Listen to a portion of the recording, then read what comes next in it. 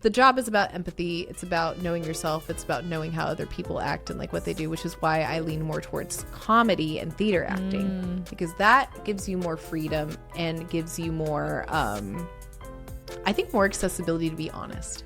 Oh, yeah. Comedy is most funny when it's honest.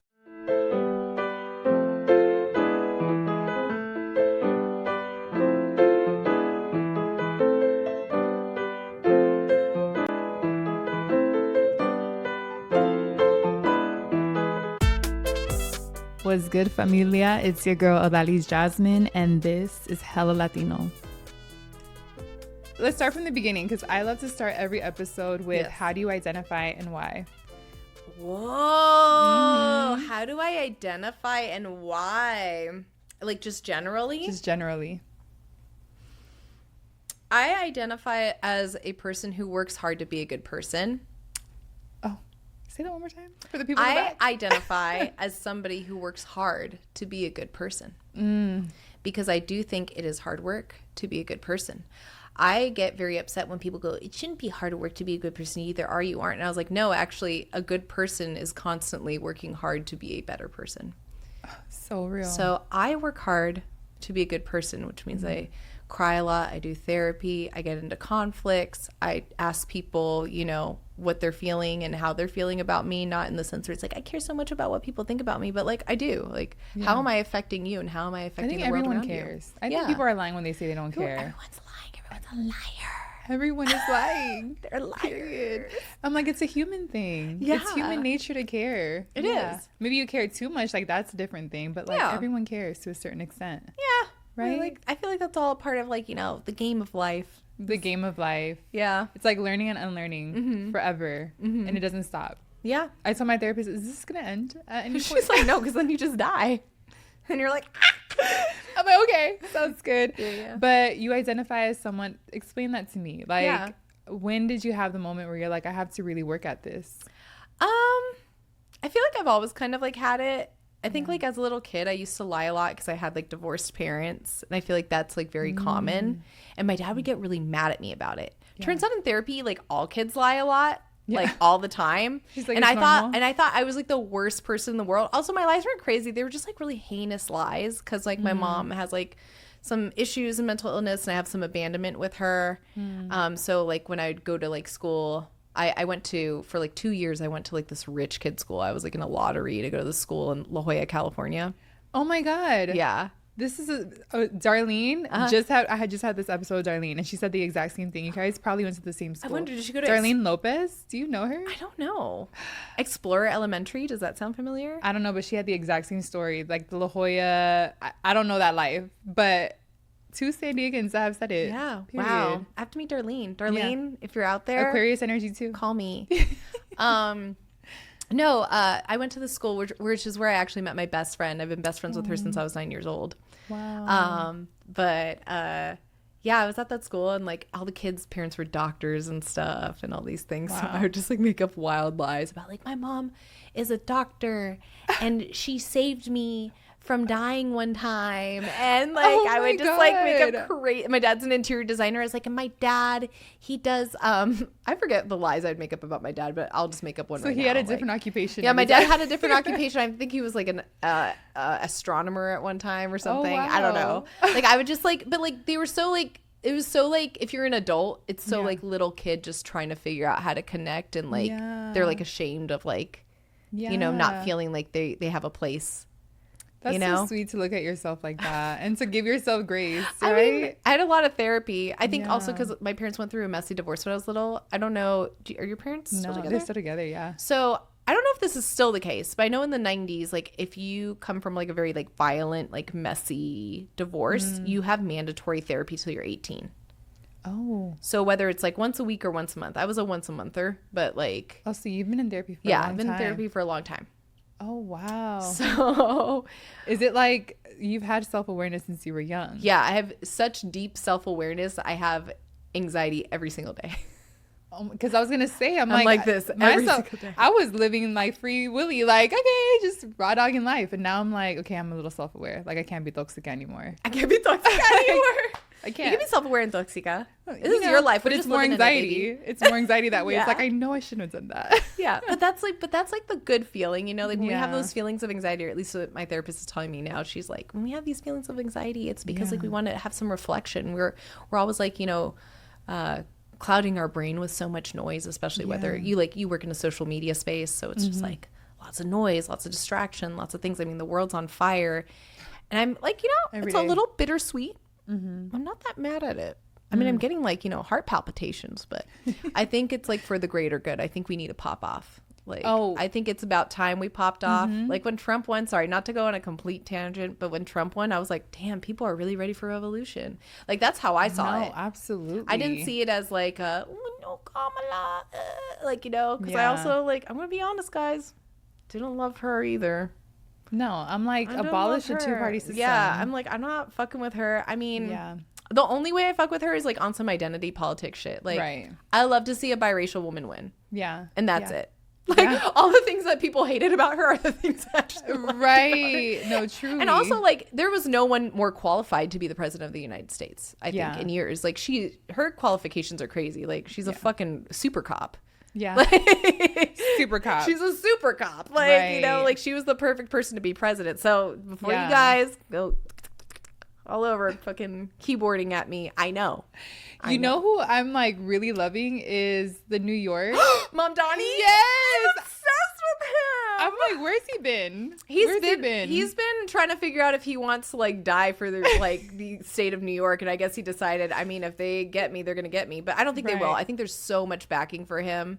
So much. I literally just posted something today where I was like, fuck Andrew Cuomo, you're a little buttermilk bitch. I hate you. Okay, is he Puerto Rican?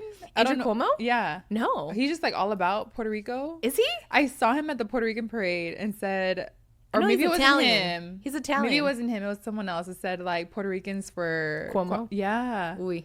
You know what that is though? Like, I'm not like I am a first generation Puerto Rican American, but my family is from like Puerto Rico. And with the exception of my mom, which we talked about earlier, like the rest of my family is deeply progressive. Like they're all like independence of Puerto Rico. Yeah. Like, I love it. Very much like Afro-Latino, Black Lives Matter, blah, blah, blah, blah, blah. Like all. I felt that energy when I went to Puerto Rico. Yeah. Like the resistance in Puerto Rico is so felt throughout the city. And I'm like, oh, I love, and girl, every driver, every like person at a restaurant that I met, everyone that I met, the first thing, because it was post-elections when I went, like they had that big election year.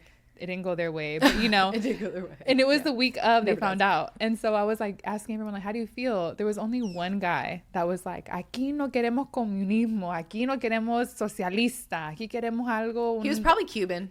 Really? Well, because like lots of Puerto Ricans are like, there's lots of Cubans in Puerto Rico. There's lots of Dominicans. There's lots, and then like, you know, they've been impacted by ICE. But they become too. But they become Puerto Rican in the sense where we were all like, you know, we're of like the same African tribes, we're of the same indigenous tribes, and unfortunately we're of the same colonizer. So I find a lot of like camaraderie within like the Puerto Rican, Dominican, Cuban, and Haitian community, the Caribbean in general, but specifically the big three or big four if we're including Haiti, the big four, because like, you know, people might get mad when I say this, but before I dropped out of college, I was a Pan-African Studies major, and I studied sexuality and Black culture, and I studied a lot about the Caribbean and Caribbean culture and like its history.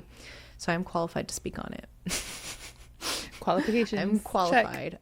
Also, I'm ethnically, genetically qualified to speak on it, even though I look maybe like not either Black, Latino, or anything. I look kind of Middle Eastern, but you do. I know, I look kind of Middle Eastern.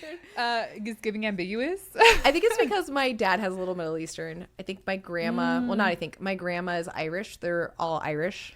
Oh, you got resistance in your blood, baby girl. Like, I was on another podcast and someone said the same thing. You got Irish and Puerto Rican. Yeah. Period. And you're Black. Girl. Yeah. All the things. But and she's an Aquarius. Yeah.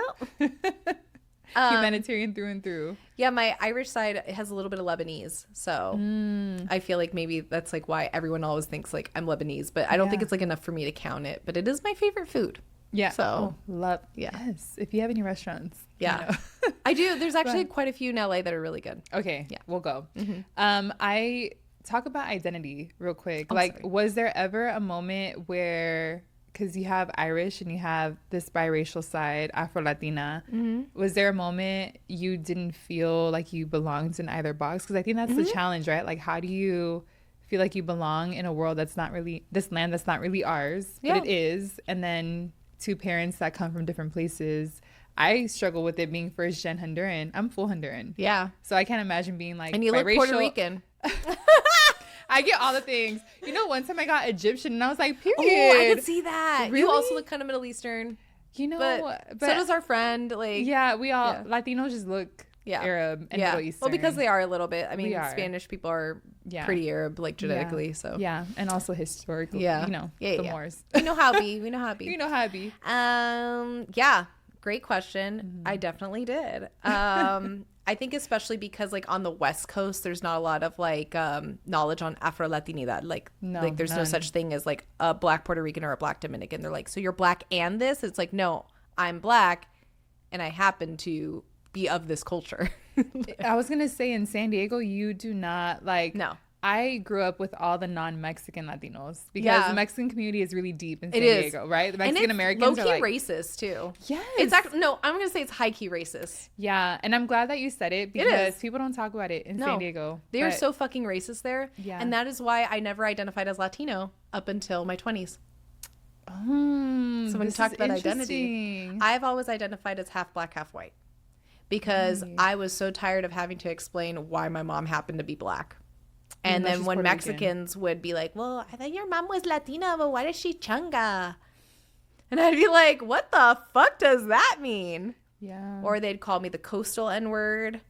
Lots of like weird things. Like people would just definitely treat me differently when they'd find out that my mom was like a darker skinned Black woman, or like have questions as to like how I came out the way that I did.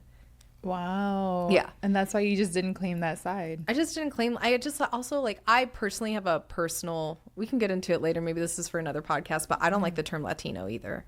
I don't like the scope of like what that means. I think it only is to service white supremacy. Oh, let's talk about it. Let's dive into it. Yes. Well, I'll get into it in a second, but like, also with my Irish side, I was like spending a lot of time trying to connect with my white side of my family. So I was a competitive Irish dancer for years. Oh my goodness. So I was really trying to like keep unraveling layers. I'm like, okay, yes. So yes, I did struggle a lot with identity in my 20s when I started like working part-time at Buzzfeed as like, I wasn't quite an intern, but I was like a freelancer. Okay. And I like worked in like a lot of projects, and then I was like kind of lumped into the like the Puerto like community. And I noticed we had no Afro-Latinos, and I was like, I can't be the only Afro-Latino because I don't even look Black. Like, should I hire more people?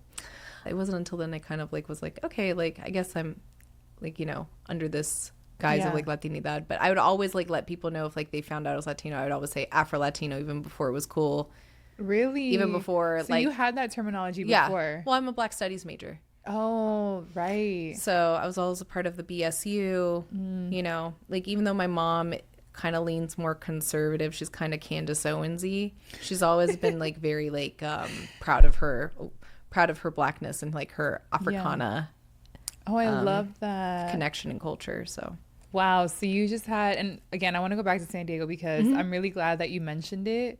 I grew up, so Hondurans, like, if you know anything about Honduras, you know, we got de todo. Like, we got a little mix of everything, as a lot of. Which is why the Latino scope is dangerous. Right. But, you know, you could be lots of different races and be culturally Latino at the same time. Right. Real. So real. And even like the subcultures that exist, right? But one thing that was always really funny to me growing up in San Diego was my community. We had like this condominiums that we in Encanto, and it was a bunch of people. You know, we got like. Did you live by the Barrel? No, I didn't. Oh, okay. No. Did you? No, I just went there a lot. Oh. But Santa Margarita Street, right by Lincoln High School. Okay. Literally right next door. I had a bunch of friends on Manzanita Street. Really? Yeah. Shout out. Yeah. But like our little corner was Dominican, Puerto Rican, Honduran, Salvadorian, Guatemalan, Costa Rican. We had everything. We had United Nations. Yes. But it was again all the non-Mexican Latinos because we were smaller in groups, but we were all like, oh. I think it's also the Navy. The Navy tended to be more stationed around there as well. I think like Navy people and Navy people of color in particular, because San Diego is also very segregated. I speak about this very often, segregated. and people don't know this. But also, I think there are more people are like, San Diego's full of white people. I'm like, no, it's North not. County. North County is. I'm like, where are you hanging out? When you go Penasquitos? beyond the 8, all black and brown people. Girl, we all there. Yeah. There's a huge community, and there's like, it's untapped. Yeah. And it's not united. Yeah. All the tourists stay up, and then you can just live San Diego Exactly. underneath the 8. Exactly. When I first moved to the Bay Area, because I went to school in the Bay. Okay. And Where'd you go to school? San Jose State. A. You know, and they asked me, oh my God, you're from San Diego. Did you surf? And I'm like, I didn't know I lived by a beach until I was like 11 years old. And I remember we went for a 4th of July, and I was like, we live like 15 minutes away from this, or like 20. And I was like, what? This is fire. What? And we would go for like a few years, and then it just kind of stopped. But I'm like, no, I don't surf. Yeah. I don't hang out in La Jolla. Yeah. And you stick out even Yeah. being in those places, but you know, trying to reclaim it. Be Used to playing surf. Bad Bunny and then go and then go Play and Bad park. Bunny. Right? Yeah. But I wanted to ask you about, let's talk about Latino. Let's talk Okay, about the let's term. talk about that term. I want to dive into it. You're going to get so many people mad on your fucking podcast. But I do would wanna talk about apologize it. if I cared, but I don't. Damn, that's Aquarius, mean. I care about your Aquarius energy. feelings. I'm working hard on being a good person, so check me if you want to correct me. But I'm just gonna stand by saying I said what I said. Right. Okay. Okay. So how do I put this together in an articulate way that isn't long-winded? You can be long-winded. Latinidad is not a race. Yeah. We like to give the same struggle to the white Latinos as we do the black or brown Latinos. Yeah. Everything Yeah. is sort of a caste system within these cultures and within like all these other subcultures as well. Yeah. Like even on the continent of Africa, there's lots of different racial makeups throughout the continent of Africa, lots of different cultures. They're not all under, you know, the scope of like we're black. They're Right. under the scope of we're African. Mm-hmm. Right. But then when people hear African, what do you think? You think black? Yeah. But we forget about like North Africans, like Algerians. Algerians come in lots of different, you know, colors and whatever and this and that. So Latinidad is a broad spectrum that now encompasses one look. And the look is something more similar to me and you, Yeah. like mestiza or like whatever that is. So it's Yeah. like we can look like more indigenous and kind of white. And then you automatically go, that is a Latino, right? Yeah. But you look at somebody like my mom or Celia Cruz or Sammy Davis Jr., who was also Puerto Rican. Yeah. Or She's like, same example. same example, also Puerto Rican and Jewish and all these things. Ugh, just saying. Right. You look at that spectrum and then you think that's a pretty broad spectrum, right? Of like people that can live under this like umbrella. Right. And I feel like it's like a way for like white people to sort of like other or like subgroup people. And it's like to service white supremacy. It's to service the caste system. It's to service ultimately like wealth and wealth inequality. Yeah. Because racism is about wealth inequality Yeah. at the end of the day. And so I do think it's like an American thing too, right? Like we bucket ourselves in these different groups. There's like black, white, and then it's like everyone else in the middle. yeah. I think that's just an American thing as well. Because then if you go to like Honduras, for example, there's all these different levels of race. Yeah. There's mulatto and Yeah. there's mestiza and you know, there's all these different layers of it. Whereas here it's like black, white, Latino, Yeah. Arab, Jew. But I get really mad when people go like, this person looks really Jewish or this person looks really Latino. It's like, well, what does that mean? Yeah. Like people are always saying to me, well, you don't look Latino Yeah. or you don't look Puerto Rican or you don't look like this, which is I think a common thing that we hear all the time whenever we're like on. Yeah. No, we're just ambiguous. Yeah. It's just like, We were just talking about it. Yeah. We get like guesses. Oh my, it used to be my favorite thing though. I used to love being like, I love yes. when I'm like, yes. Yes. Because then you can gauge how racist the person is and like what they think about you and like how they're going to value you. And it's like kind of funny because Oh my like they do that goodness. work for you. Literally. And then you're just like, I don't have to worry about caring about whatever the fuck they think. I'm just going to keep living my life. Truly. But it is kind of funny to just sit there and be like, yeah, I guess. And then they're like, I don't know. Lebanese or Egyptian. Egyptian's still my favorite one. I was like, Yeah. oh, it was only one time. I can see got that. it. My sister-in-law's Egyptian. And she also doesn't look like traditionally Egyptian because she's a quarter white. She's a quarter Dutch. But I guess But- it's just like this idea of why do we have to look like we're specific buckets? Because it's about fucking class. At the end of the day, racism is about classism. And I think these ICE raids are really proving that. Oh, 1,000%. Who are they attacking? Who are they detaining? I'm like, I don't know. Their skin looks a specific type of color. Yeah, that's what I'm saying. You know, and also just even the rhetoric of like, these are hard workers. Hard workers that do a lot of hard work for me. And I'm like, you guys are so like the reason why capitalism this will always be, so rooted in people. But this is the reason why this will always fucking be a problem. This is why we're always going to keep fighting ICE. We're always going to keep fighting these systems is because of fucking rhetoric like that. All of them fucking well-meaning white women. The liberals. Yeah. And it's just like, it's hard because like, you know, I've had some well-meaning white women rhetoric in me. I think we all have, like, you know, it's just kind of like, this is like the default. This is like the acceptable default. Right.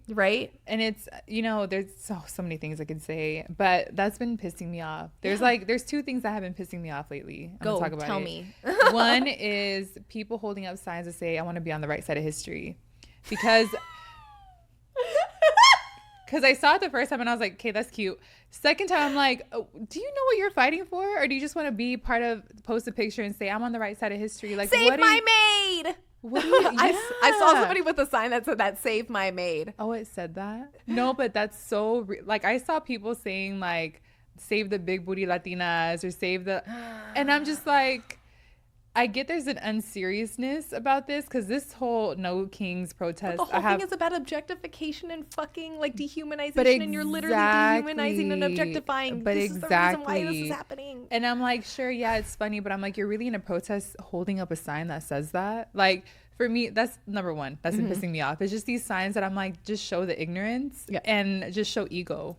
Like, right side of history, I'm like, who is gonna read about this? Like, no one cares. What are you actually fighting for? Ooh. And why are you fighting for it? No one cares who's actually going to read about this. No, really. Sorry. My grandkids are going to be really mad at me. Oh my God. Like, what? Anyways, second thing that's been pissing me off is people saying they're so hardworking immigrants. Oh my God. They feed you. Te ponen comida en la mesa. I'm like, they're humans. Yeah. That's why they matter. That's why they don't deserve to be treated like animals. That's why they deserve to be here. Because let's not even talk about destabilization that happened in our countries that were caused by the U.S. government. Let's also not talk about how that rhetoric already sets the tone that they only belong there and cannot move up. 1,000%. Because the whole reason why this exists is so that people are in a fucking class system. And if there is race involved in that class system, it's easier for our brains to like, you know, like our brains are like filing cabinets, right? Yeah. That's why I don't know if you've ever been traumatized enough or lucky enough to do CBT with your therapist. I avoid it, but yes. No, but CBT is good for you. Yeah. You should do no, it. but I've heard a lot of because like what it things. does is it refiles like things in your brain and helps you like because like you have to work hard to be a good person. You have to work hard on your mental health. Right. True. Like, you know, your brain is a system that can get sick. You can catch colds. You can get depressed. You can get this. You can get that. Sometimes you need medication. Sometimes you just need to figure it out. Yeah. So CBT rewires your shit, right? And I feel like if we talk about, I don't know if anybody, or have you done any like anthropology classes? So you know, like when they talk about taxonomy, about like how we categorize things or people or whatever. That's like what we're doing. This is what we're creating. We're creating a filing system in our brain that these people with this color, probably not rich. Or if they are rich, probably did something bad to do it. And like low key, like I'm very anti-billionaire rich people, so probably like if you're a billionaire, you definitely did something bad. That's fun. Yeah. It doesn't matter what your skin color is. You're probably a bad person if you're a billionaire. There's no such thing as a good billionaire. Right. No such thing. And like, why do you need all, like for me, you don't need $1 billion. When is it enough? Like the greed is crazy to me. But that's like the thing is like, remember how we were talking about earlier, how like your brain shrinks when you're not challenged or when you're isolated? Yeah. That's what happens when rich people are always surrounded by people that just say yes and. Their brain shrinks. Bro, I can't imagine what it's like. Their brain literally shrinks. That's wild. Fucking look it up. Look it up. Mayo Clinic, whatever. Like fucking talk to doctors. It's a thing. That is it's wild. Not a conspiracy. But and I think that's also part of the system's control over us, right? Yeah. Is because we're not meant to be in isolation. No. We're not created to be in isolation. We're created to be in community. Communism. girl. But you know, like capitalism really drives people to live this individualistic life. They don't get married, they don't have kids, they work and they 9 to 5, and then when they're not working they work a little bit more because they want to do overtime and they want to look like the perfect employee. And I'm just like, y'all are so trapped. You know what's funny is there are some corporations that are trying to like save capitalism, because there is a way for capitalism to work. It's actually interesting. There's a way for it to work, but it has to be intertwined with socialism and communism. So I mean, if we can get to that place, at least. Like, but that's what I feel like is missing. There's a lot of people that are like, third thing that's been pissing me off is people saying like, we want to go to like pre-Trump. Like, I mean, this is his second term that he's been like second presidency. There's and he's mad now. And he's mad now. Before he didn't care. He was just goofy and stupid. Now like, he's mad. Now he's mad. Literally trying to take senile. Birthright constitutional. Yeah. They be hating us for the guns, but they are like, oh, birthright. Yeah, we could take that off. I've never wanted a gun more. I'm so anti-gun, and now I'm like right to bear arms, Second Amendment. No. Teach me, like, because like if these ICE agents are about to fucking pop off in my house, like, I mean, no, it's so real. I'm not like trying to threaten anybody. I'm spiking. I'm not threatening anybody. I'm not saying anything. I'm just saying I should probably learn how to use one. Unfortunately. Can I say something positive? Yes. About this presidency? I will say there's something about this moment that I'm excited for. That's what I was saying earlier. I was like, we need to pop off. Because there's that. Like, I feel like Trump, because he's just dumb and delusional, he's unraveling and showing us what's been happening forever. Like the corruption that exists in our government that's been existing for a long time. ICE raids are not new. No. They're just on steroids. Like, but also ICE raids were, and like, I'm sure that like there is like an actual stat, but like I listen to like lots of different podcasts, lots of different news, lots of different like, you know, my husband makes it a hobby of his to like be up on political history and all these things. And like one of the podcasts that we were listening to, they were saying like, I mean, like ICE raids were really bad after 9/11 too. It's just we didn't have social media, but it was actually at its worst. And like during Obama era, also at its worst. Also massive. Like we're just like seeing it more now. People are like with their phones. Exactly. And, like, same thing in Gaza, right? Like it's been bad forever. This has been happening for decades, for a long time. But people are not paying attention and they know. And now there's like, it's live streamed. All of this is live streamed. And it's like now we have an opportunity. And I literally read something that was hilarious. It was like some liberals saying that Obama did deportations better. And I'm like, are we arguing about who did deportations better? Huh? I don't like that. It's all serving the same system. I don't like that. But you know, it's like, these are not new. And like, as someone who comes from a family of a lot of undocumented immigrants, like I grew up around La Migra, ICE, like you gotta be careful. Like I grew up around it, but it's community. That's the answer. Because when I think about growing up, and not community in the white sense. No. Like the way white girls have been loving throwing around community since these fires. If I hear one more white bitch say the word community, I swear to God. No, I'm saying real community. Like it's gonna stand by you. Like I'm gonna make you dinner because you can't afford groceries today, and don't you worry about it. That's what I miss about the hood sometimes. I miss that about Southeast San Diego because I grew up there my entire life, and I feel like we had real community. Oh, invita a la fulana, el fulano que venga porque no, es que no tienen comida ahorita. Literally. Or like, oh, esta cortina se lo voy a dar a la vecina because pobrecita. Like there's something about the way that I saw people show up for each other that I just don't see now in my middle class white neighborhood. Like I don't see it. And I'm like, people don't even talk to each other. And like, because I live close to like my brother, my cousin, my parents, like we're all in the same like vicinity. We show up for each other. And it's beautiful. But it's like, I miss just Southeast because you would just have, everyone struggled. We were all in the same boat. We were like, we all got each other. But when La Migra came around, some person in the calle would be like, La Migra! And then we would all run. Go to your house, and I'm like, community. Lock the door.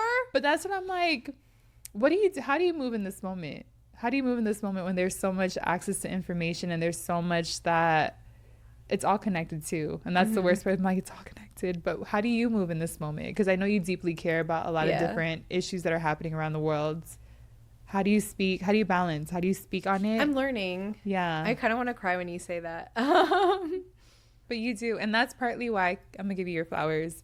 Partly why I really wanted to have you on the podcast is because I love people who are not afraid to talk about shit that they care about. And there's a lot of people, Dani, there's a lot of people who are scared to speak on things that I'm like, you shouldn't be scared to There's speak people on. I don't even want to be friends with anymore because they aren't speaking, and it's like really I don't challenging get political, or I don't really know what's happening. It's just a conflict. I'm like, it's so deep. Then you don't care about me. You don't care about my future kids. You don't care about anybody that I love. No. And I love a lot of people. I really do love people, you know. Yeah. What are you eating? I really do love. Sorry, my dog. You're supposed to be a good boy. You're being not a good boy. No, you're being a good boy. Oh. I think it's because he knows I feel sad about these things. But Yeah. I get very upset when people say like, oh, I don't want to be political, or like, I don't know what to say, or I don't know how to learn it. It's like, well, I'm right here. Mm-hmm. I'm one of those people who's willing to do the emotional labor. Mm-hmm. I want to do that. Yeah. As like an act of service. Right. Because you can look up anything online. Like I personally don't agree with like this idea where we tell people to Google shit. If somebody's asking me, I'm going to tell them. Right. I'm going to tell them how to look it up. Right. And I'm going to be firm with them about what it is. Mm-hmm. And I'm going to like also be happy about them for wanting to learn it. Because it's just like our system is like set up for us to like really like buy into white supremacy and white supremacist values. And it's just like, if we want like meaningful change and progress on some level, we're going to have to kind of like let go of like this like preciousness of like, well, why don't you Google it? Why are you making me do emotional labor? Why are you doing that? Like, okay, Yeah. like, I think that it's fair for some people who are just exhausted, but I think that other people should step up. Like, you know, this is like a marathon. It's not a race. Like, this is just something where we have to keep passing the baton. Again, and it'd be the people that say that they want community, that don't want to educate others. No, it's and true. I'm like, I mean, again, you're right. There's case by case basis, but it's also part of being community is calling people out. Yeah. And calling them in and being like, listen, like, let's talk about something. Yeah. I believe in your like ability to want to change this. Like, I feel like your fundamental views and values like do match mine similarly. Yeah. And I think that's just the way that you've been educated, or the way you've been conditioned, or the way that you've been raised, or the way that the world has worked around you. It makes it harder for you to see this thing. But I'm telling you right now, as your friend, as somebody that you value and that you love and that you trust, this is me valuing, loving, and trusting you with this information. Right. I feel like it's all in the way we talk to people. So that's how I've been navigating it. I've been refocusing on how I communicate with people, even when I'm really frustrated and angry and feel like I don't owe them anything. Yeah. Like maybe they're just annoying me. Oof. But I want to like stand firm in that. Do you hold space for yourself when you're just like angry and full of rage? But I'm honest about it. I'm also like a very honest communicator. Like my friends call me emotional genius because like I'm good at just like being like, oh, this is like what happened here. It's also the thing that people really don't like about me. Really? It's the thing that a lot of people don't like about me. This is a self-awareness. Yeah. There's a lot of people who are operating unself-aware. Like, well, I also really do love people where they're at. But I think they don't love themselves where they're at. And so like that can be like misunderstood or misconstrued. oof, And then they take that out on me. And like fair. I'm okay with that. do you think like you're like a mirror to people? I think that Aquariuses are, I had a video about that. Really? I said Aquariuses are tough because if you don't like what you see in the mirror, you're not going to like me. Oof. Because I'm going to like you for what I see in the mirror, just generally, or I'm going to judge you, whatever it is. Like, I mean, but it's just like, I don't know. I don't know. I don't know what it is. Like sometimes like I can look at people and their flaws are like funny to me. Aww. Like it's not that I'm criticizing you. I just think it's funny and I want to talk about it. Yeah. It's like endearing. Yeah. You like the quirkiness. I do. Yeah. But I also feel like that's a San Diego thing too. Like I was like reflecting earlier before you asked me this deep question. I was kind of giggling earlier. I was like, we have the same accent. We do. When you were on the phone, I was like, oh my God, she sounds like me when I code switch. It's a San Diego, Southeast San Diego kind of sound. Southeast. It's like, it is because it sounds like a Valley girl, but also has some AAVE, but also has like Bisa, like slang in it. It's a really specific, it's a specific sound and it's very specific to San Diego. Let me tell you something. I should have known when I heard your voice note. Yeah. I was like, ooh, she sounds like home. No, because listen, I posted this video of my nail tech saying, oh my gosh, she got a shirt, one of my like Hella Latina shirts, and she was she was like, oh my god, I want a shirt. it. I want to buy one. Yes, let me support you. But she was like, oh my god, I love it. And she's like talking. I posted on my Instagram, and someone was like, I love her accent, and I was like, what accent? Your Southeast San Diego accent. And I was talking to her about it, and I was like, do you think I have an accent? She's like, no. I was like, you don't have an accent to me. And we're over here just like, I wonder how people listen to us, and they're like, those girls have an accent. My dad used to say something so racist to me because my dad's white, and I'd go to school in Southeast San Diego. Yeah. I'd have to like code switch from like whatever this is to like how this is how I normally talk, like how I'm talking to you. Right. And sometimes I'd just be like talking like this, and he'd be like, why are you talking ghetto? Yeah. It's crazy when your parents are racist at you. Weird. It's really weird. Well, my parents don't know because they don't really speak No, English. no, right. But like my white dad is like, you're talking ghetto, and I'm like, what the fuck does that mean? Pete. I'm gonna say my dad, Pete. He's gotten better because I'm confrontational, and I will talk to my dad. I'm like, hey. Has that always been in you, the confrontational part? Wow. But I think it's because of my Virgo dad. Really? My dad has always taught me to say what I mean what I say, and let's talk about it, and we will hash it out until it's dead. We will beat this horse. But I have a different relationship with my dad, and I have to give him all his flowers because growing up, I had a lot of anxiety with my dad because I wanted to be perfect for him. Very Virgo trait. And I dated a Virgo, which I had that too with my dad, but I also resisted a little. Maybe it's the Aquarius. Yeah, maybe it's the Aquarius, but it's the Leo. I'm like, I want to be perfect for you. You want to be well-liked. Well-liked and perfect. And you know what my dad used to do? This came to me in a podcast too, which I was dying. And I told my dad this after. I'm like, did you realize he did this? And he was like, yeah. But he used to sit us all down. I'm one of 7. He used to sit us all We're down. in the row of, I'm the youngest. You're baby. I'm baby too. And that adds a different pressure too of having to be perfect and don't follow their footsteps or don't do this. But my dad used to sit us all down, and he would go over the things that we didn't do well. My dad did the same thing. He's like, this is what you could have done better. Yeah. But I think criticism is a love language personally. It is. I like it. I'm like, let me know. But it is. But it's so funny because as a kid, I'm like watching all of my siblings get like down the line. You suck at this. You could have scrubbed better. I wiped with my finger. I walked barefoot on the floor and there was crumbs on my feet. No, truly. And it was like, and why did you come home past midnight? Like, why did you do this? Like, to everyone. Everybody knew. Dad. Everybody knew everybody's business. And I was like, oh.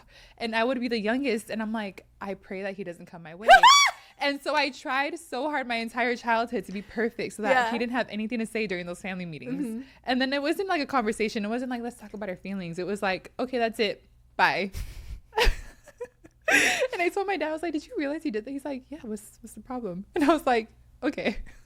No, God bless him for that. God bless him because for that. You know what? Children of Virgos are accountable. If we're not anything, we're at least accountable.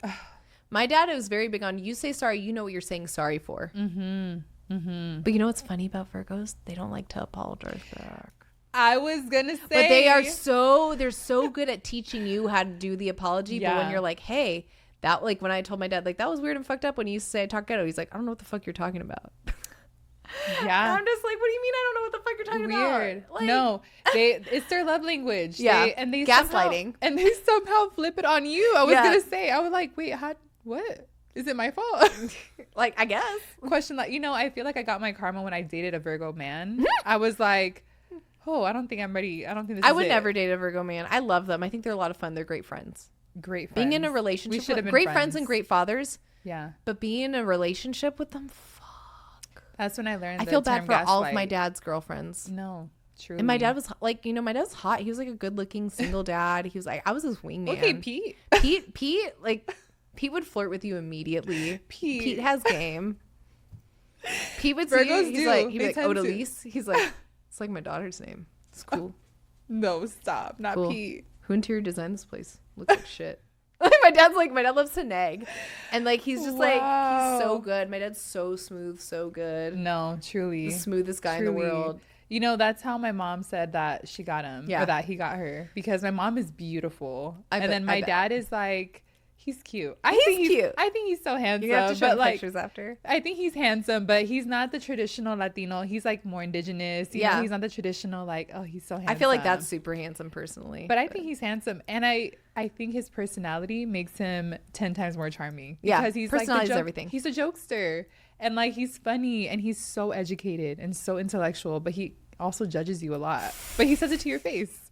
My mom, my mom is a Capricorn, but she's similar, but they get along so well. But this is what I learned with my mom, and this is when I realized I can never date a Virgo, because my mom lets things go. Mm-hmm. And like that's why they work so well, because she doesn't hold on to anything. That's so funny, because Capricorns are known like grudge holders. I don't know what she has in her chart, but she just they are no. Every Capricorn I know is the most sensitive, most. She'll bring it back though. Yeah, like that's what I'm saying. she'll let it go, as in she won't fight about it in the moment. She'll bring it up like weeks later. My sister's the same way. She'll be like, oh, she sent me like the most fucked up text. It was so funny. It was like, because I don't like holidays. I've just never liked them. Yeah, they're not my thing. They give me anxiety. My mom gives me anxiety. I don't like hanging out. We have different dads with the same mom. So I'm my dad's only. I'm a baby only. So I'm my dad's only, and I'm like I'm my dad's only too. There you go. We're baby only. Yeah, we're baby only. Yeah. So that's so funny. We have so much in common. I know. That's crazy. I know. Y'all are watching. And my mom's hot too. My mom was a model. Like, so it's like period. Hot moms, hot dads, like whatever. But I forget where I was going. Oh, my sister like said something to me. She's like, just so you know, we're doing something Easter, and I know you don't like to be with family, but if you can find it in your time to like, I'm just like, bitch, I know. Oh, the passive aggression. I can't handle it. My mother. It's too much.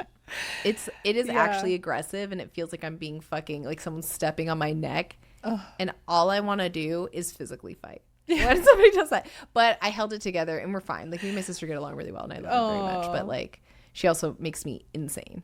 So what was your family dynamic growing up like? Is it you had this like Latino side, and then you had, or Puerto Rican side, and then you had this Irish but different dad, but different dad. Like I'm trying to think of your family dynamic and the identities that like it's crazy. existed. So my sisters are also half Irish. Like my mom has a thing with white guys. Oh, okay, she likes Irish. Yeah, she likes white guys. I think she has like, even though she's like, you know, black and proud, she has some internalized white supremacy. You know, you can't avoid it. Girl, a lot of she's Latinos. a woman of. She's born in the 50s.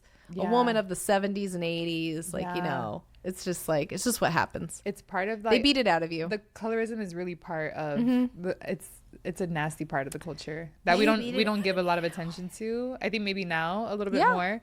But my mom used to say, so my mom is tamatreñita, so I'm like light comparative with my mom, and I'm tall. I don't know where I came from. You're so tall. When I saw you, I was like, oh, she's a model. She's so tall and beautiful. I think that's the first thing I said to you. You're so tall and beautiful. The first thing that people say, like they like literally talk about my height. They're like, oh my God, you're so tall. I'm like, I wanted to be tall so bad. It's, you know what? It's my torso maybe is smaller, and then I stand up. What are you, like 5'9", 5'10"? I'm 5'9". Yeah. Yes. My mom's 5'9". Yeah, I'm the shortest in my whole family. Like my dad is 6'4". My mom's dad is 6'5". How like, tall are you? I'm 5'5" and a half exactly. So whenever some dude is my height and says they're 5'7", I'm like, you are not. Yeah. You are 5'5" and a half. I'm a hypochondriac. I go to the doctor a lot. They measure me a lot. You know, my mom is 5'8" and my dad is 5'9". And that's interesting. Yeah, they're like shorter, and it's. My mom always says, just go for the short king. Just do it. And I'm like, I just can't, because I think it makes them insecure. It depends. I've dated short kings before. They've been taller than me, but they're short. I mean, there's some own it. Let me tell you about a date that I had with a short king. He, you know, those benches on one side and then it's a chair on the other side. Like, you know, it's cute. I'm sitting on the bench and then he sits on the chair, and, you know, I'm a little elevated. And he's like looking up at me. He says, okay, we can't have you be taller than me. Grabs a pillow. No, see, that's a personality issue. That has nothing to do with his shortness. He sits on the pillow the entire time. And I'm just like, I can't get it out of my head that he's sitting on a pillow. And I'm just like, I can't even focus on what we're talking about, because you're really real life sitting on a pillow. That's so fucking funny. I'm sorry. Bless him. Bless him. God bless him. But he's so sweet. But not you sitting on a pillow the entire time.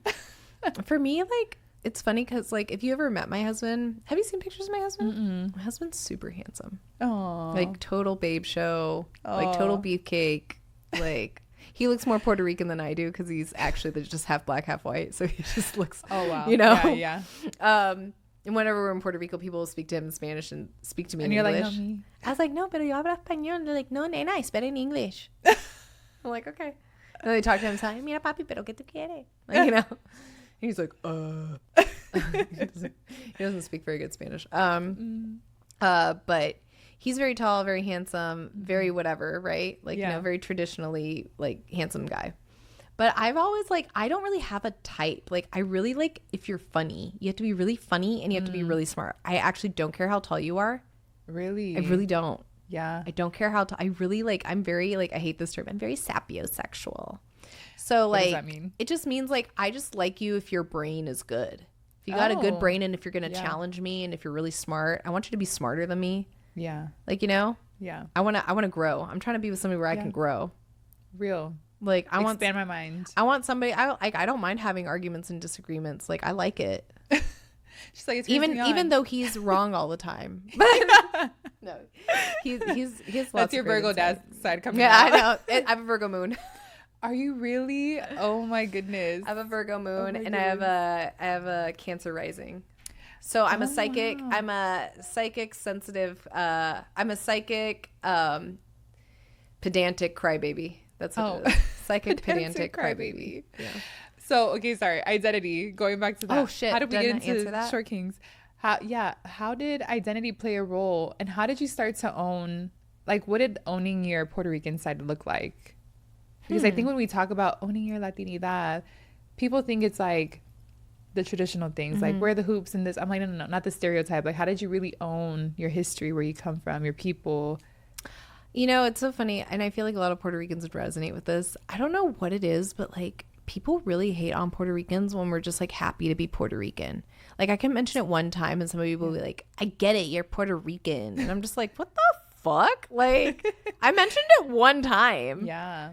There is a lot of pride in being Puerto Rican. I don't know how to describe it. Like it's just like you only know if you know. Yeah. No, I don't know when they're Puerto Rican. There's something special about being Puerto Rican. And I feel like we could say that about any culture. Like there's definitely something special about being Honduran. Oh, like there's definitely something special about, but like I can only speak to the Puerto Rican experience. Yeah.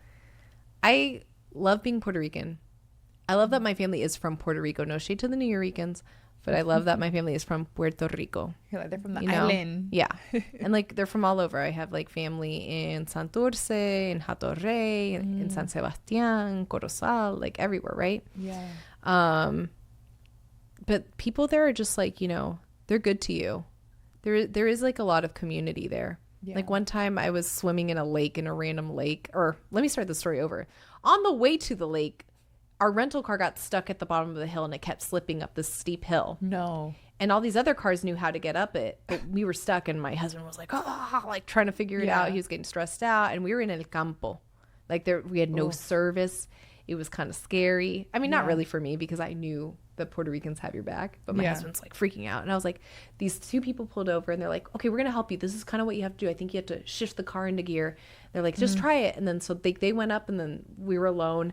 And then they came back down and they were like, we were waiting for you up at the top and we got worried about you. God. And so they came up and they helped like with the car and they realized it was a gear shift issue. So one of the guys got in the car and gear shifted it all the way up and we just like walked up with them. He drove? Mm-hmm. He's letting me do it for you. Yeah. Well, because we couldn't figure out why the car was slipping. It was a 4-wheel drive car, but I guess when it's super steep, you have to gear shift it to a certain gear. Yeah.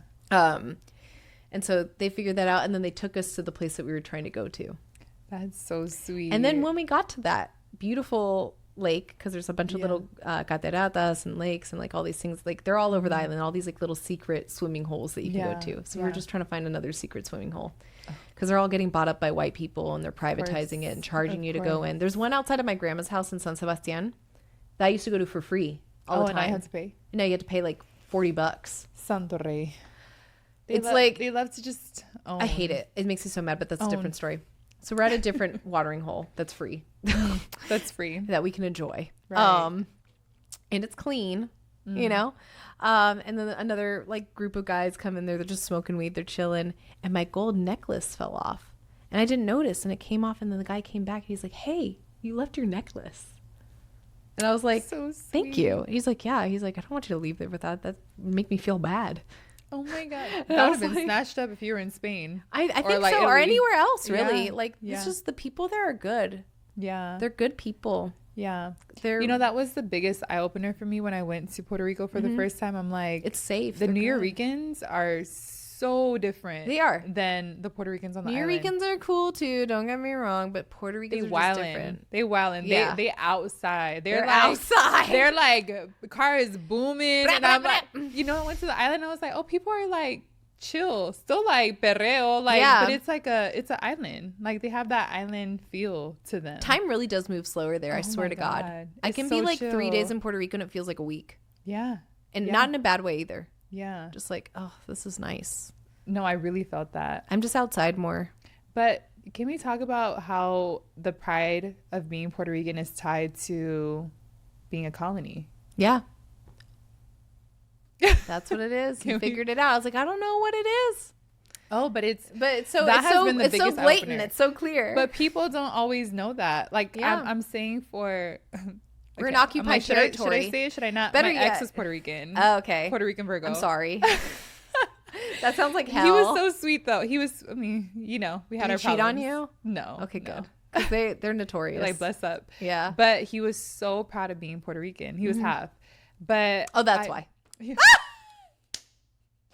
sorry. I'm gonna drag these men through the mud. Puerto Ricans and Dominicans.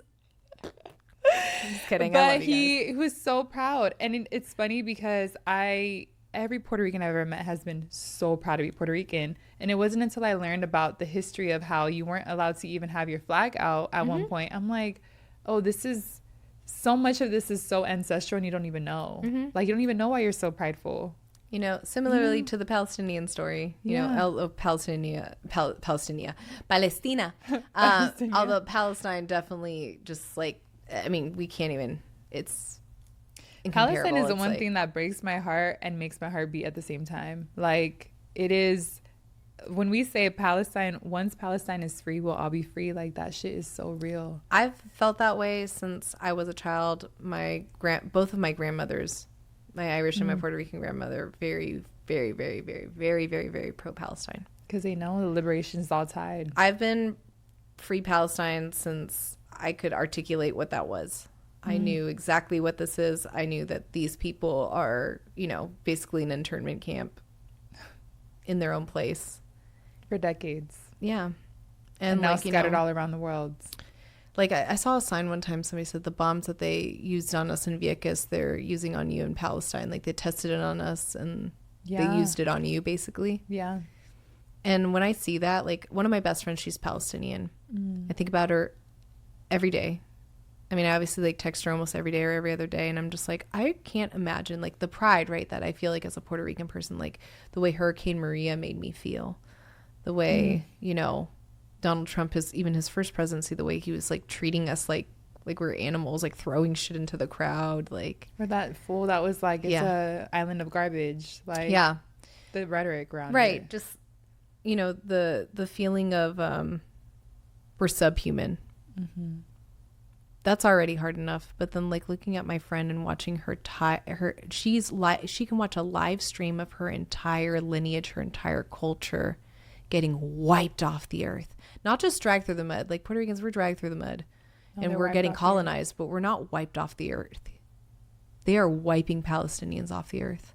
Yeah. That is intense. That is intense. And, every day. You know, I think, sorry, I'm like getting really sad. I'm getting really sad. Okay. Real. Every day I wake up and I watch Palestine. Yeah. I'm unwell. I'm unwell seeing just kids without their family, people, their community holding the kids that don't have anybody anymore. Community. And like holding on to them when they're sobbing that they wish that they were dead because their family's dead. And as an advocate for children, as somebody who loves children, if I saw a kid on the street that needed anything or needed me, I would run to, like, that is community. Like what we're talking about, community is not just like saying it out loud or giving money. It's like seeing somebody that needs something. Sorry, I'm like, oh no, seeing somebody that needs something and going to them without even thinking about it. Right. I feel like that's lost in a lot of people. Oh, where did it go? Where did it go? And I feel like Palestine, unfortunately is waking that up in people. I think like it's really like had people like confront their self-awareness and their humanity in a way that they never really had to before. Yeah. I can't even watch violent movies anymore. I mean, I always had a hard time, to be honest, but especially now, like I was watching Alien Romulus in theaters and I was fucked up over it because I thought this is so much like Palestine. Yeah. It's a completely different movie and not about mirrors. Palestine at all, but it's just like carnage, and like the shit we're seeing is like shit we should never be seeing. And they should never be experiencing. I want to share with you because I love that you talked about how Palestine has always been part of your life. Free Palestine. You've understood what that meant. I want to tell you my experience and when Palestine came into my life. Yeah. Because I was in college and so young, grew up in very traditional Latin household. So when you talk about being in a bubble, like I was in a bubble. Yeah. And it was like, especially if you're Christian, it was probably very like Israel's Christian, the place. Honduran, like all the things. But Israel was never like, I don't remember Israel being part of my conversations. Okay, that's good. Until like now, I feel like every Christian church is like, pray for Israel. But growing up, like it was just a Latino bubble. And I actually grew up going to a Black Baptist church. Oh my God, same. Wait, same one? There was one in PB. No, Southeast. Oh, okay. The one that was actually on University. Wait, Do I you think know I know what which I'm one talking you're talking about? about because I think I went there. It was like across, Bates Street? Yes. It was across from I don't remember the name of the church, but It was like a little my white mom went one? to a Jamaican church for a long time. That was like a Yeah. Black Baptist church, and there was one. It in was a PB. lot of Jamaican. Yeah. Oh, and PB. No, Yeah. yeah. There's Girl, so many that's reggae so songs that I thought were funny. Christian songs, but they're just like Bob Marley songs that they made about Bro, Jesus. That's just so funny. We could talk about that's religion Yeah. is a whole different thing. We'll get on we'll do another podcast we where we'll have to just do like all talk of about it. Because I went to like so many denominations and like I've known all the Christian denominations. Yeah. Like from like don't wear makeup, wear long skirts to like wear a veil Were you inside of part it. of Potter's House? That was a big one. No. That one was more of a cult, but it was within San Diego. Very popular with Mexicans in She said particular. cult. No. It was a cult. But talking about Palestine, so I never heard about Palestine and Israel. Like it was never talked about. And then I went to college and I wanted to be like involved and be on campus. So I was part of student government. Love. And the first thing that came to student government, I was a sophomore, I think. It was a divestment. And it was Palestinians on the board, like working toward a divestment. And I'm over here like, oh, this is cool. Like I've never heard of what this is. And here's where young me went wrong. And I have a lot of grace for her now. But she didn't go to any of the showings that these Palestinians on the board were doing because they wanted to show people what was happening in Palestine and why they were talking about a divestment bill. And it was the first time on campus. I had been part of government for a long time and had been part of the meetings and been trying to like learn about it. And I was finally on the board making decisions. And it was the first time people were voicing things on campus, professors and people that didn't care about student government before and all of a sudden started caring, and they were against this bill. And I'm like, why is everyone like all of a sudden interested in student government? Like how? And I had a friend, Janae, I have to give her all her credit and flowers, talk about community. She was always disappointed in me. She's like, why aren't you coming to the showing? And I'm like, oh, I'm busy. I'm working. I'm doing this. I'm doing that. See, that's why we got to have our friends hold us accountable. But she was always mad at me. And then here's what I saw the day of the divestment. We were making a decision on it. And I was really uneducated. I didn't go to any of the showings. I didn't know what the bill was really about. I just know that everybody and their moms is interested in this. And the morning of, I saw the Jewish student org and then the Palestinian Arab student orgs like go at it. And I was just seeing so much chaos on campus that I thought neutrality is going to be the answer. Right. It's going to keep the peace.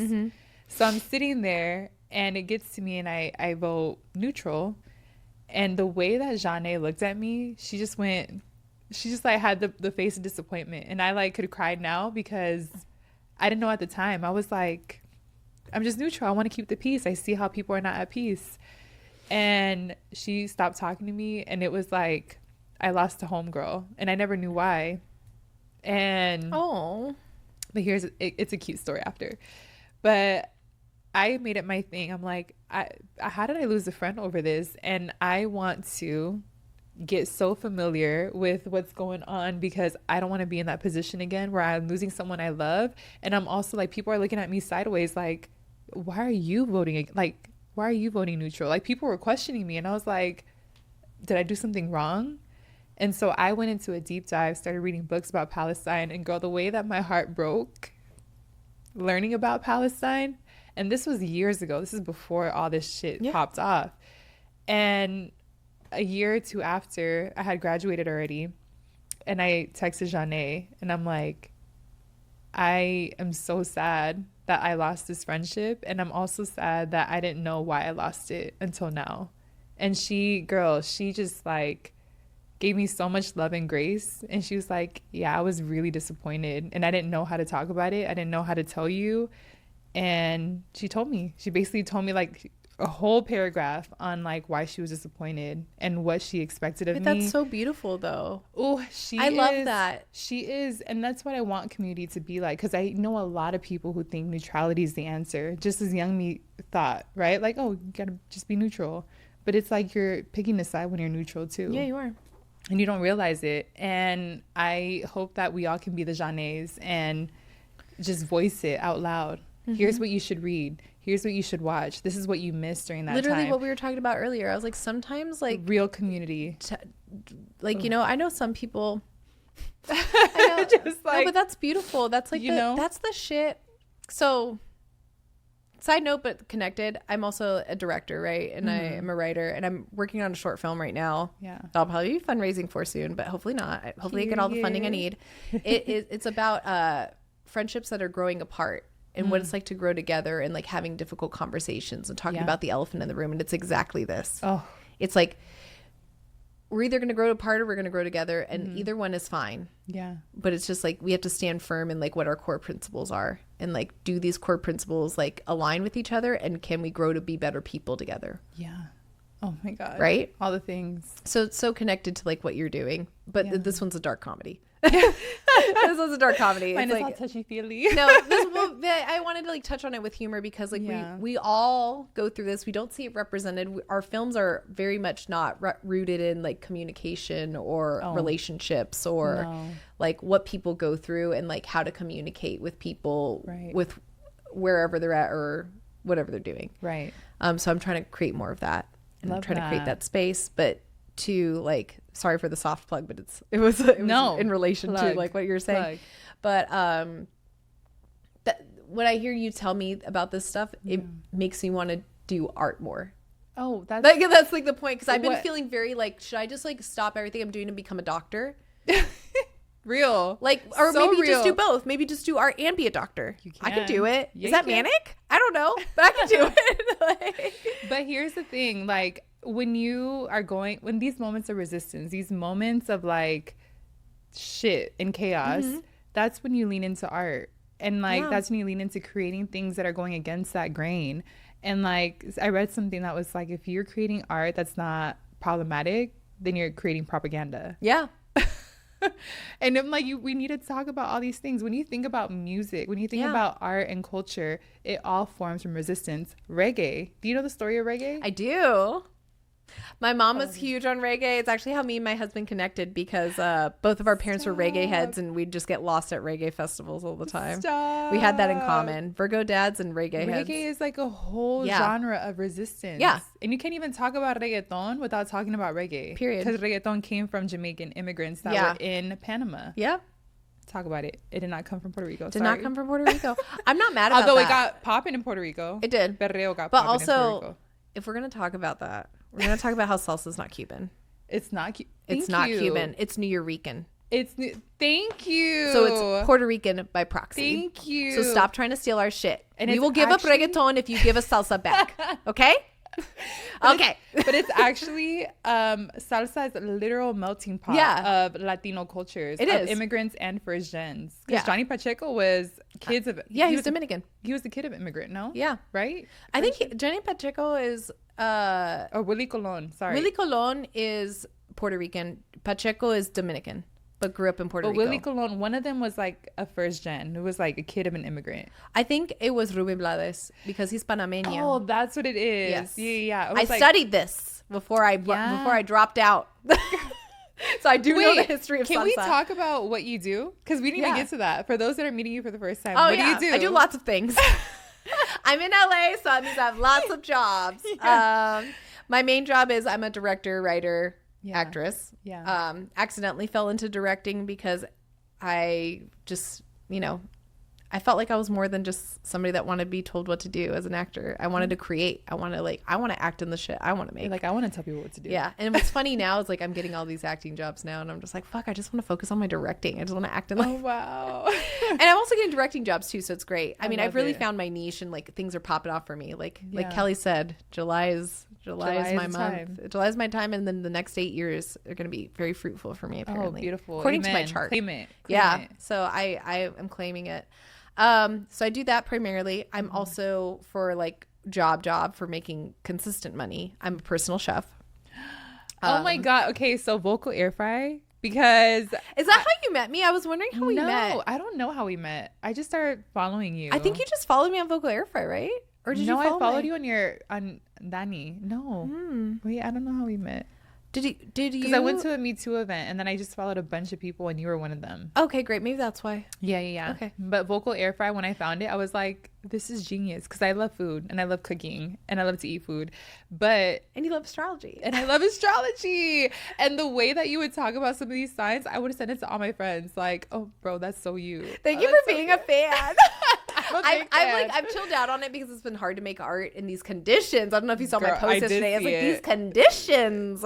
This is conditions. The conditions. They're not right. Yeah. But I was also wearing the same shirt. I'm such an outfit repeater. I was like, oh no, she's always story. You're like, did she see me? Yeah. You're a personal chef. I'm a personal chef, and then I decided to like practice directing and storytelling. I'm gonna just like make this account. And it was originally just for me and my friends, but then I left it unprivate, and I'm just like letting it grow. Wow. No, like letting it grow naturally. And I feel like I'm getting a lot of like really good engagement. I've met so many friends. That's why I thought I met you on there mostly, because so many people have been reaching out to me on it. Really? They're like, I love your shit. You make food so accessible and easy, and just like I feel like I can make this. I'm like, I didn't even think that I wielded that power.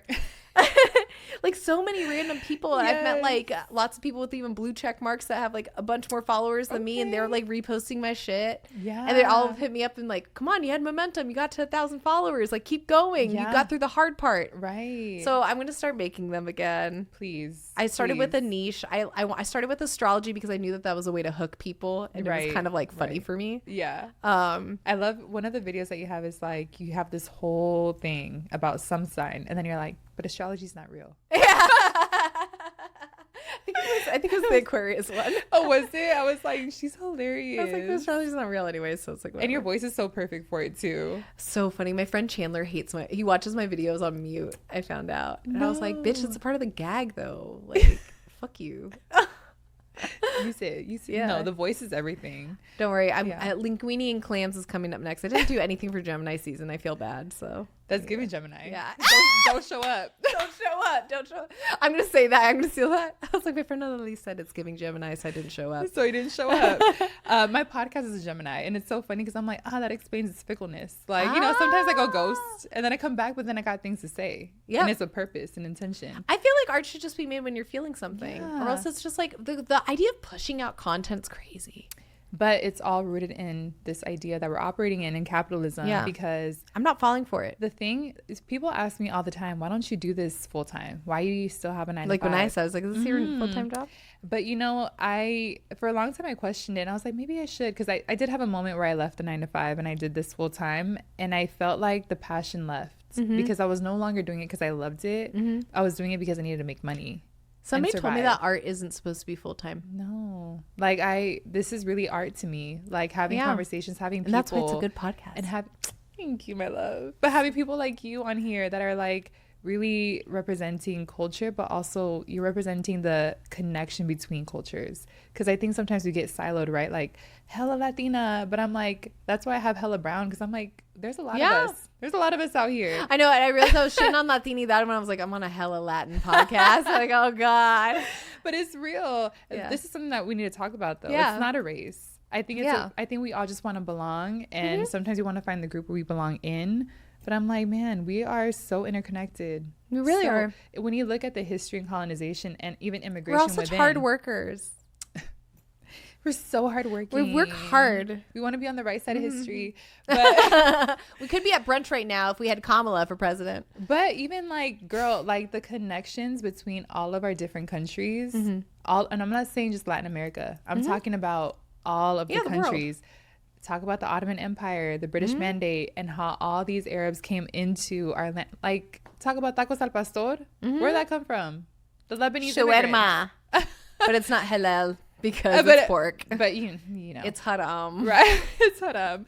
But it's when you talk about these connections, I think it brings us closer together. And that's what I think you represent. Not just in your own identities, but in the way that you voice your things on your platform. Like, you are cry like 3 times. You are connecting us, and we need more people like you to just be the holding all of our hands, being like, we are one and the same. We are fighting the same oppressor, honey. Thank you. We are all fighting the same system. I'm always afraid I'm gonna get canceled for my hot takes, even though they're not that hot. But like, also, I don't care if I really. They're real takes. They're just takes. They're just like, I'm just keeping it real. Like, fucking then come correct me, bitch. Teach me something. Like, I'm malleable. Yeah. No, you're doing it. You're doing it. Trying to do the Lord's work. Trying to do the Lord's work. Can I ask why you got into directing and why you got into, I mean, I know you went to also a school that was all about arts and whatnot, but why did you get into this space? What was missing for you? So I accidentally came into directing. Oh, really? It was sort of by necessity. But even like the acting and all that, you came into it by accident. Oh, no, acting I've always wanted to do. Okay. But I just never vibed or resonated with what it took. Say more. So there is like a level of like, I was just saying I am malleable, and I am malleable in terms of like learning things and stuff, but I'm not malleable if I feel the vibes are fucked. Oh, yeah. And the vibes are very fucked. And a lot of people won't agree with me, and a lot of haters, the haters will say, no, it's just because you're not, fully committing. You're not being fully vulnerable. You're not being fully this. I was like, no, I am being fully vulnerable, and it's scaring the people who aren't. I am very talented at what I do. I'm a very good actress. I'm a very good, I'm a very good director. I saw your reel. She popping. Thank you. I know that I'm good at those things, but I'm good at those things because like I know how to access them authentically. Real. And like I don't like playing things that I don't feel like I can access authentically. And some people will be like, well, then that's not acting, because acting is the ability to reach anything. It's like, yeah, but like if I don't have like a good director or a good vision for what exactly it is I'm supposed to access, then how can I give you the best performance? Because acting is art. It's empathizing. It's like, how do I access the empathy of like this person who's either hard to love, or this person who is complicated in a different way, or this person who is really joyous and wonderful but also has maybe this darkness to them, or whatever it is, like, you know what I mean? Or even just like this like bland person. How do I access this bland person and make them and give them life? Right? And the job is about empathy. It's about knowing yourself. It's about knowing how other people act and like what they do, which is why I lean more towards comedy and theater acting, because that gives you more freedom and gives you more, I think, more accessibility to be honest. Oh, yeah. Comedy is most funny when it's honest. You know? Because you can relate to it and connect. And also like, and laughter and humor is universal. People will say like, oh, comedy's dead because he can't be offensive, he can't be this. I was like, no, just don't be offensive and shitty. Like, you're a shitty person and you're being offensive. What is funny is when you, like, you remember when I was saying like, I kind of like when people have flaws and like I think they're funny. Like I genuinely think they're funny. Like I like that you're flawed. I'm also human. Flawed. I'm human. I'm shitty sometimes. Sometimes I'm a sack of shit. You know? And that's okay. That's how you grow. If I was great all the time, I wouldn't have had all this growth. If I've never been problematic. No, I wouldn't. If I've been problematic. Like I was like saying on another podcast, and they're like, I can't believe you said that. I was like, but it's just true. It's like, we're the generation of Facebook. Luckily, I have nothing like immediately problematic. Like never did any like blackface or anything or yellow. That just wouldn't happen. You know what I mean? I'm not like that. You would never. I had a 70s party one time, but like that was very clearly a 70s party. So I had like a wig afro on, but it wasn't like anything crazy. Nothing that anybody would be mad at me about. Also, I'm half black, but like just in case, you know, in case somebody wants to do some deep diving, you know, you're not going to find anything. But the one thing that you will find is that I was so fat phobic. Really? And I was so anti-women. Like, and I think it's because I was raised by a man and I was raised by a single dad. So I'd get mad when people were shitting on men. Yeah. I got defensive. Yeah. I got defensive of daddy. Yeah. I got defensive of me because, you know, I also kind of had like low-key, like not a deadbeat mom, but a mom that couldn't take care of me. Yeah. And so I was like, nobody talks about the deadbeat and society moms. says, You know? So it's all that to say, it's like we all have a history of being problematic and having to learn from it. And like, what do we do with that after? How do we challenge that, and how do we do better?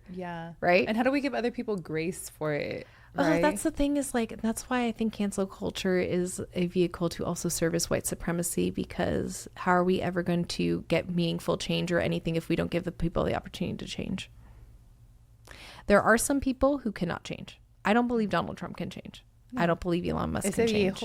I don't believe that there are certain people that you do cancel them. Yeah. But then there's like people like people are mad at Rachel Dolezal, and I'm like how mad are we gonna be at this woman? She's for the community. She's done. Yeah. So if she's doing for the community, let her do whatever she wants to do. Leave her alone. Like, now this bitch has to do OnlyFans. Like if she wanted to do OnlyFans, that's fine, but I don't think she wants to. And also, like, you know, like the community loved her. The people that had the biggest problem with her were fucking white people. Yeah. Like, and that's so real. And my husband, he is from Washington, has friends who know Rachel Dolezal. No way. Yes. And he's like, everyone loves her. No one has a problem with her. She fucking got funding for all these black initiatives in Seattle and in Washington State. This woman did shit for the community. So why, like, who's the real enemy here? Right. I think the real enemy is fucking white people, because she obviously hated them so much. She was like, there's something wrong with these devils. Mm-hmm. I gotta connect in another way. I wish she didn't have to connect in a way that wasn't authentic to herself. It's sad that she couldn't show up as herself. I think that's the real conversation. That's the real conversation. And we don't talk enough about that. No. Well, you just want to make fun of her for, like, you know, finding community someplace, and people maybe even knowing that about her and just letting her find community there. But the thing about cancel culture is that it's exactly what you said. Because it's existing, it doesn't allow people to be authentically who they are, because they're just trying to be a fabricated, like, really, like, one-dimensional version of it that feels fitting for social media, or feels fitting for different circles, or they shift and change for different circles, so you don't really know who's among you. No. Like, who are you really? No. You know? You don't know. But anyways, bringing it full circle. No, it's true. Sorry, I just realized I make you go on tangents all the time. It's my fault. But, like, the reason why I got into directing. Yeah. And we're back. Yeah. And we're back. The reason why I got into directing is I worked on a project with this person called Chuchi and Adaliz, and it was actually about what it's like to be biracial and, like, whatever. And did really well. Got into South by Southwest. Yeah. It's funny because I had a slightly different vision for it, and it kind of, like, shows in, like, the thing, and then the writer and, like, the co-host that I had also had a different vision, and needless to say, we went separate ways. It was kind of funny. Life really imitated art on that one, but that's for a different conversation. Yeah, I mean, it really took me places, which was surprising, because I think I put, like, so much, like, low effort into it, since I wasn't really feeling it, because it wasn't really my brand. Really? But it's interesting what got picked up, and what people liked about it was, like, my specific personality, and, like, how, like, they branded me as, like, this up and coming director with, like, a very clear vision, because Chuchi and Adaliz was also sort of like a genesis of something that I previously wrote, which I'm working on right now, which is Grocery Grab. The girl that I worked with was also a writer. I showed her my stuff, and I was like, what about this thing about a friendship breakup where they're breaking up but they're growing together? And she's like, I love that, but let's just do that for biracial people, and let's make a whole new one.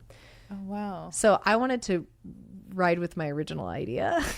Which now you get to do. Now I get to do. Yeah. And right now, got into a few pretty exclusive grants, got some funding. Wow. I got some potential funders, so keep me in your thoughts and prayers that gets funded. If not, you'll see me on Seed and Spark.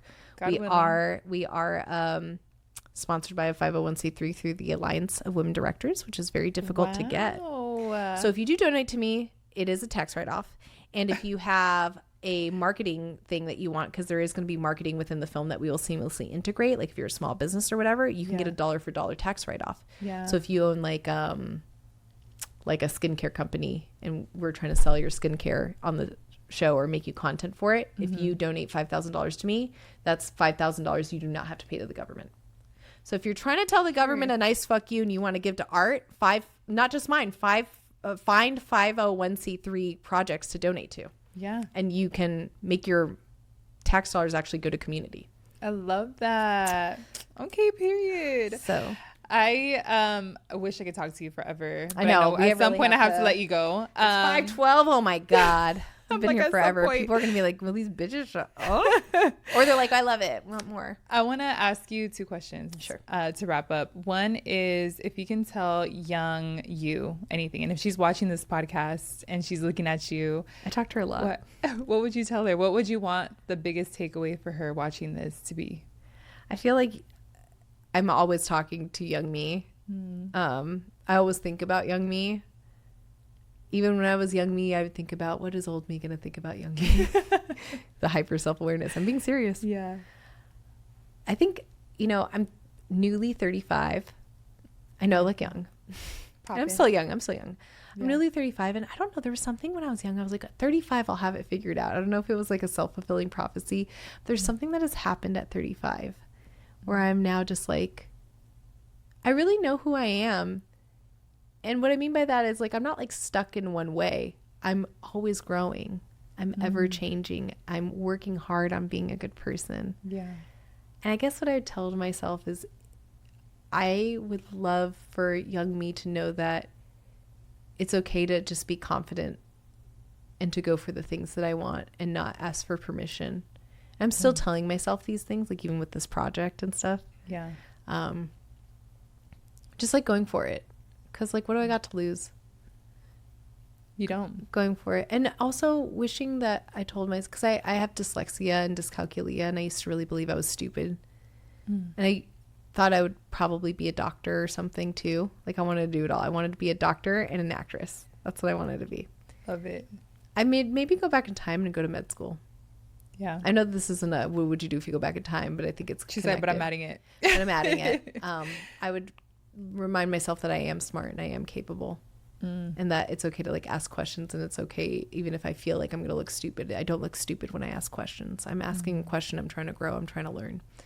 So ask questions, be confident in yourself, and know that you are intelligent and you are valuable.